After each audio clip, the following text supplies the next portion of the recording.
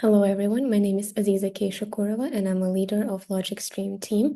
Today I will talk about the results of our reasoning distillation of large language models into small language models Capstone project. Let's look at the content of today's presentation.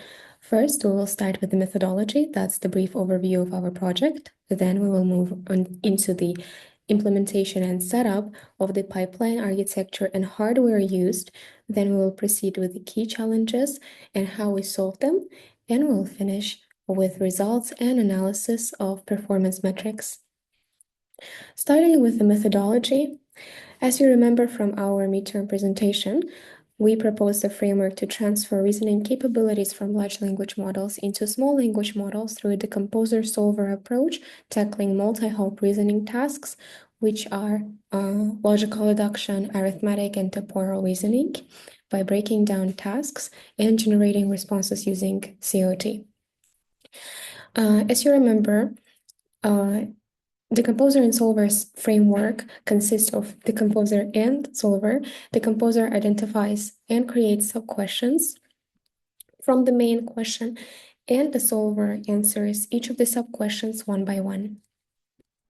Talking about the implementation and setup, here you see the simplified representation of the logic of our project.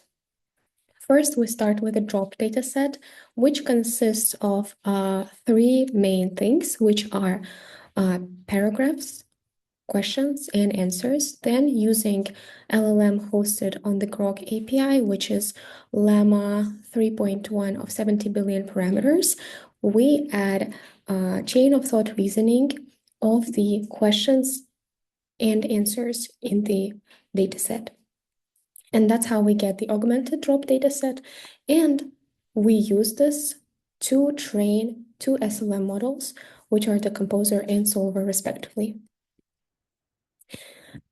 So for our data augmentation, we first loaded the dataset onto our Python environment through the Hugging Face datasets module.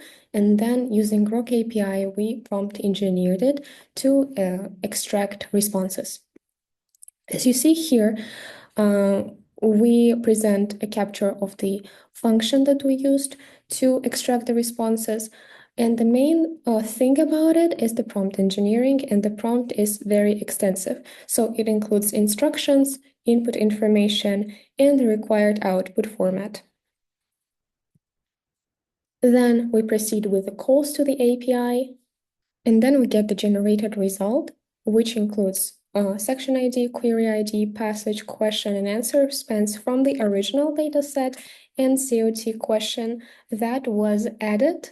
And then from that COT question column, we derive sub-questions and sub-solutions and final answer to ease the process of training of the model. As you see here, the COT reasoning follows the same format as was stated in the prompt and clearly indicates the reasoning stages of the answers to each of the questions. So the result is the clear breakdown of the passage-based problems. And why we did it is because we assumed that through the fine-tuning of the SLM DNC onto the enhanced dataset, the performance of the model would increase. However, the actual result was quite surprising to us, but you will see it later. So the Decomposer and Solver framework includes breaking down the questions into smaller sub-questions for the Decomposer and answering them step by step for the Solver. And then both of the models are trained onto the original drop dataset, that's for our baseline, and then they are trained onto the enhanced drop dataset for our performance metrics. So despite the anticipated outcome, the enhanced dataset did not make much difference. So as you see in the Decomposer output, the multiple questions are presented for each passage, and also the original answer span is included from the dataset. And for our solver output, it is pretty similar, but instead of the questions, we have solved answers, right?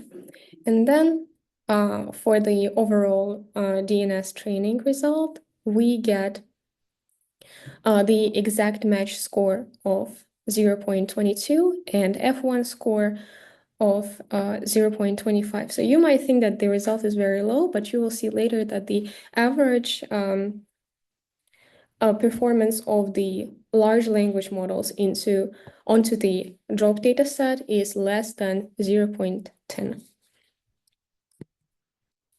And for the augmented drop data set, the exact match score and F1 scores are actually lower than from the original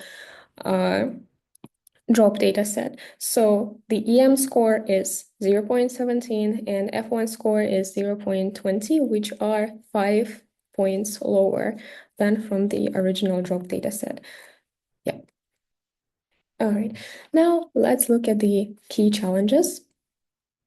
So the major challenge that we faced was the hardware. So initially, the GPU available at the data center was quite problematic due to some server issues.